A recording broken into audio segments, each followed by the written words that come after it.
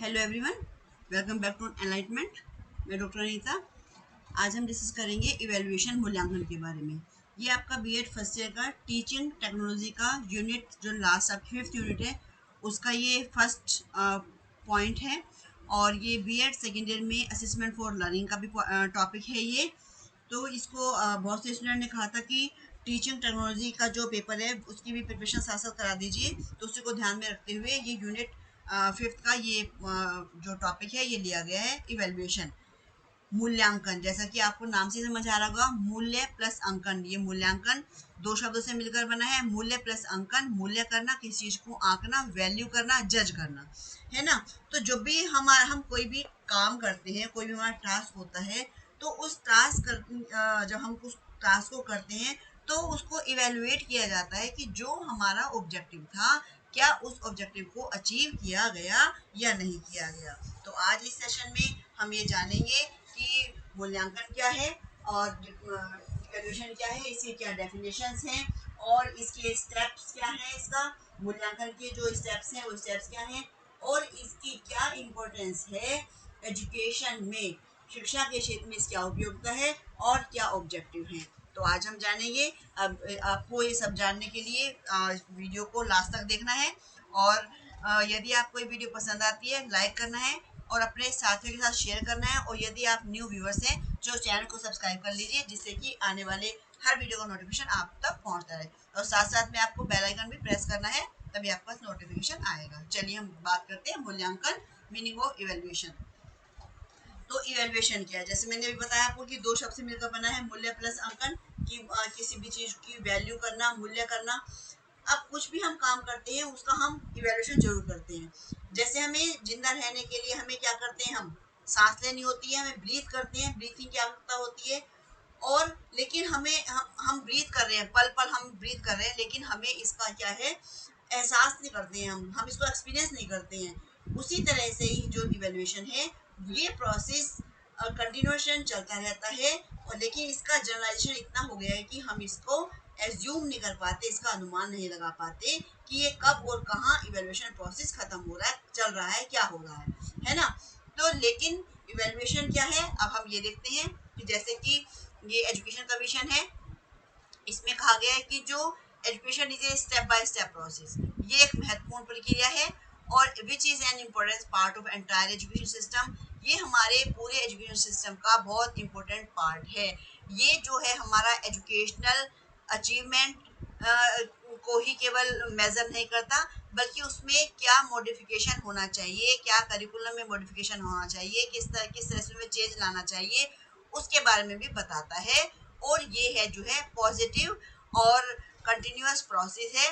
ये हमें बताता है कि हमारे जो ऑब्जेक्टिव डिसाइड किए गए थे उन्हें कितनी सीमा तक प्राप्त कर लिया गया है।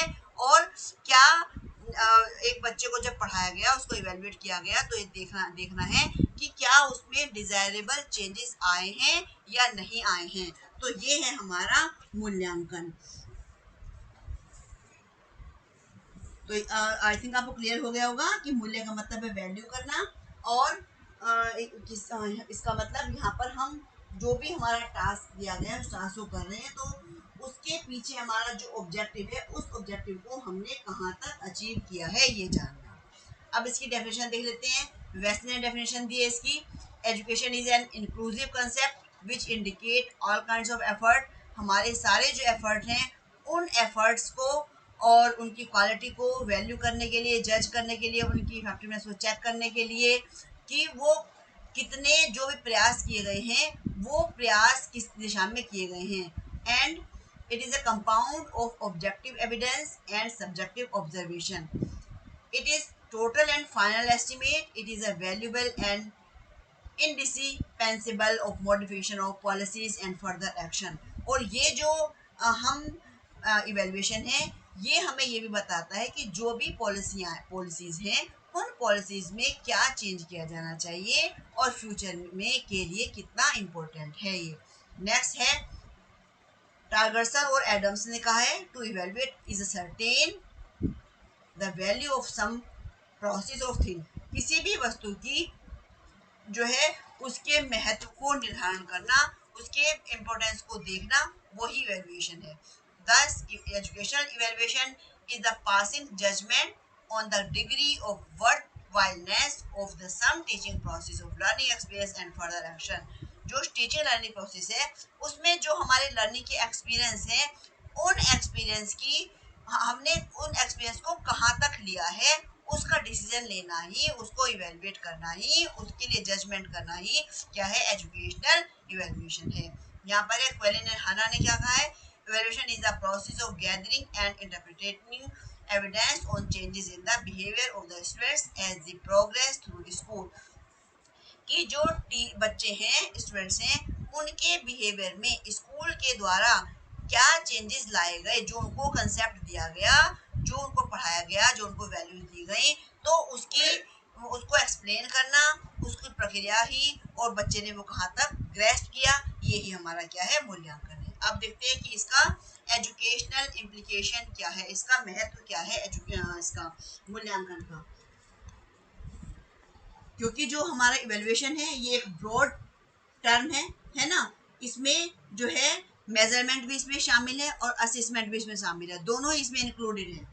असेसमेंट भी और मेजरमेंट भी दोनों ही इसके अंदर शामिल है। और इससे क्या होता है, जो स्टूडेंट है उनकी पूरी उनकी जो पर्सनैलिटी है, उस पर्सनैलिटी के बारे में ये इवेलुएट किया जाता है। यहाँ पर जो स्टूडेंट है उनके फिजिकल एस्पेक्ट, मेंटल एस्पेक्ट, और जो मोरल हैं, मोरल वैल्यूज हैं या मोरल एस्पेक्ट हैं, वो भी इसके अंदर इंक्लूड किए जाते हैं। तो हम देखते हैं क्या इंपॉर्टेंस है। फर्स्ट है इसकी, evaluation is a continuous and continuous process. मूल्यांकन एक सतत, कंटिन्यूअस है और निरंतर चलने वाली प्रक्रिया है ना, ये हमेशा चलती रहती है। ऐसी प्रक्रिया कैसे भाई, जब क्लास में टीचर आता है, टीचर बच्चे को जब भी कोई कंसेप्ट देता है उसके बाद उसका इवेल्युएशन जरूर करता है। वो ये देखना चाहता है कि बच्चे, जो टीचर ने कंसेप्ट को क्लियर किया, तो वो बच्चे ने कहाँ तक ग्रेस्प किया, और यदि नहीं किया तो फिर टीचर क्या करता है, उसमें कुछ ना कुछ अपना चेंजेस करता है। क्या चेंजेस करता है, कुछ उसमें कोई मेथड चेंज करेगा,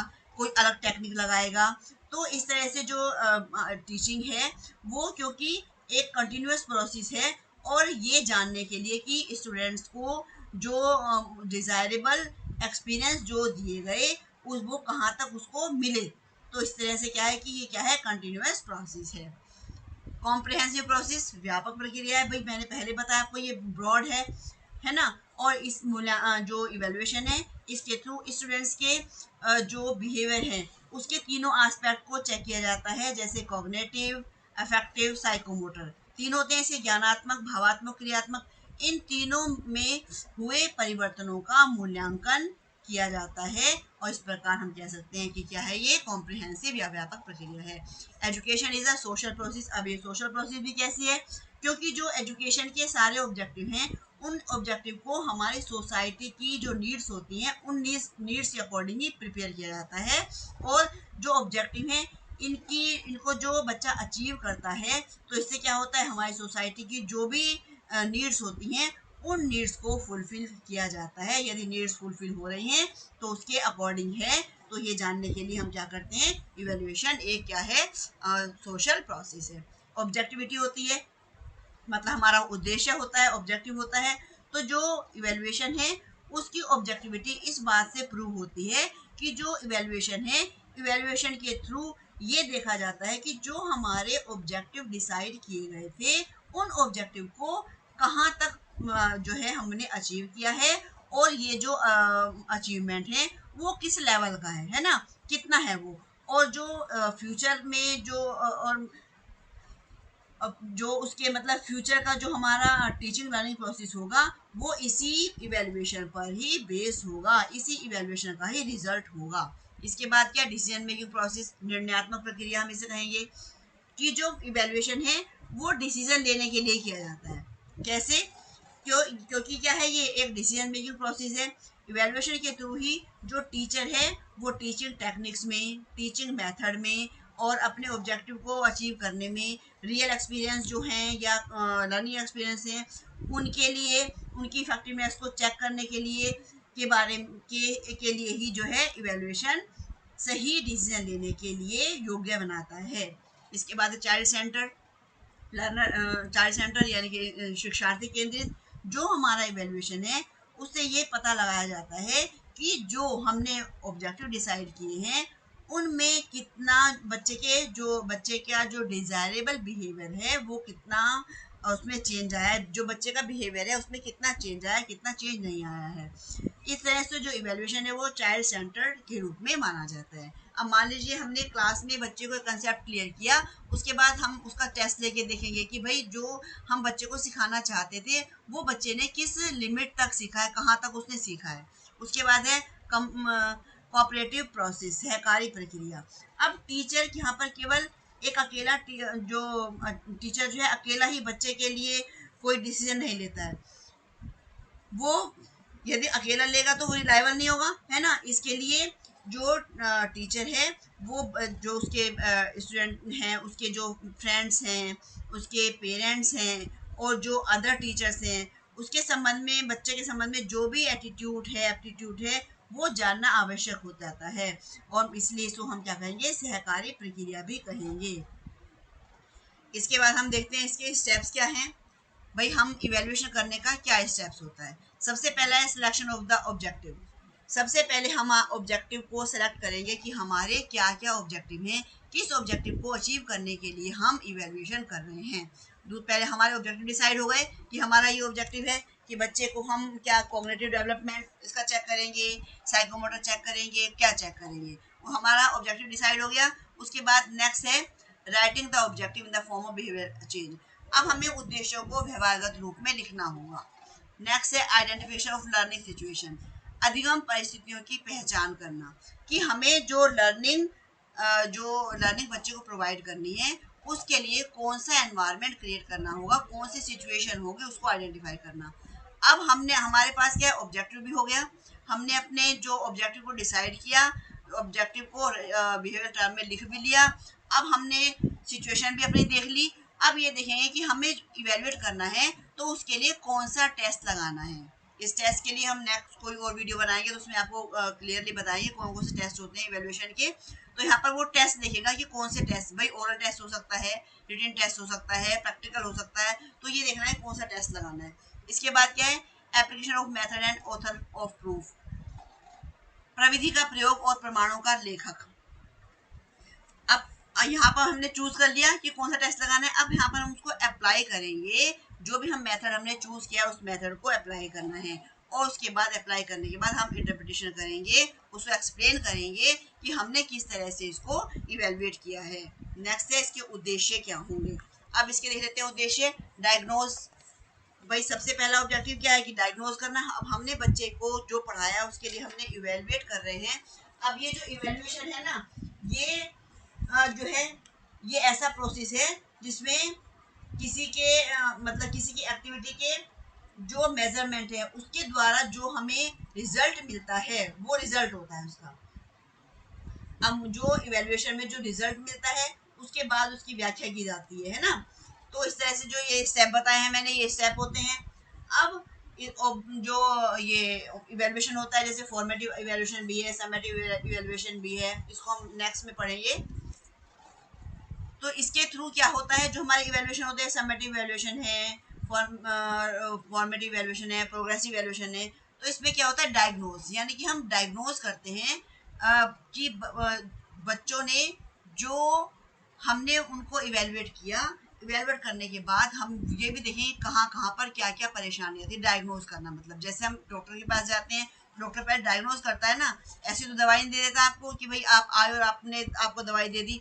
तो पहले डायग्नोज किया जाता है कि क्या परेशानी है, किस परेशानी की वजह से आपके सिर में दर्द है या जो भी प्रॉब्लम हो रही है, सिर दर्द है, सिर की गोली देगा आपको, है ना। तो पहले डायग्नोज किया जाता है। यहाँ पर टीचर भी डायग्नोज करता है पहले, उसके बाद उसको गाइडेंस मिलता है।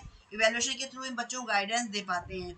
इवेल्युएशन के थ्रू हम जान पाते हैं कि बच्चों में किस चीज़ के लिए ज़्यादा इंटरेस्ट है ना, मैथ्स पढ़ने में है उनका, लिटरेचर पढ़ने में है। तो उसके थ्रू हम उनको गाइडेंस भी दे पाएंगे और उनको कि आप फ्यूचर में क्या कर सकते हो, प्रेडिक्शन लगा सकते हैं हम उसका, है ना, कि बच्चे को हमें साइंस दिलवानी है या बायो दिलवानी है, बच्चा इंजीनियर बन सकता है या डॉक्टर बन सकता है। तो यहाँ पर हम प्रेडिक्शन भी कर सकते हैं इवेल्युएशन के थ्रू।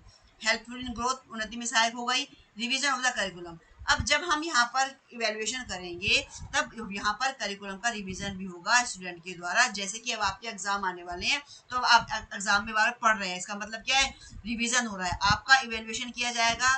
कैसे इवेल्युएशन होगा, आपके एग्जाम होंगे और आपको इवेल्युएट किया जाएगा। और इसके आप क्या करेंगे, इसलिए आप करिकुलम को रिवाइज कर रहे हैं, रिवीजन करेंगे, क्योंकि आपको लिखना है। क्लासिफिकेशन ऑफ लर्नर्स, शिक्षार्थियों का वर्गीकरण। जब इवेल्युएशन हो जाता है, भाई 70% नंबर आए, 50% नंबर आए, तो यहाँ पर क्या है, क्लासिफिकेशन हो जाता है लर्नर का। मेकिंग इंस्ट्रक्शन इफेक्टिव, अनुदेशन को प्रभावी बनाना, और ये इवेल्युएशन के थ्रू ही हम इंस्ट्रक्शन को भी इफेक्टिव बना सकते हैं। इसके बाद ये करेक्टरिस्टिक्स हैं, ये तो मैंने अभी आपको सारी बता दी। कंटिन्यूस प्रोसेस है, कॉम्प्रिहेंसिव है, चाइल्ड सेंटर है, रेमेडियल है, कोऑपरेटिव है, टीचिंग मेथड, ये सब मैं हमने आपको बताई दी है। तो आज के सेशन के लिए इतना ही। अब हम नेक्स्ट में इसके पढ़ेंगे, इसके हम लेंगे टाइप्स, मूल्यांकन के प्रकार, नेक्स्ट वीडियो में पढ़ेंगे। और आज के लिए इतना ही। आपको वीडियो पसंद आती है, लाइक शेयर सब्सक्राइब कीजिए और बेल आइकन के बटन को प्रेस जरूर कर लीजिए, जिससे कि आने वाले हर वीडियो का नोटिफिकेशन आपको पहुंचता है। Thank you so much.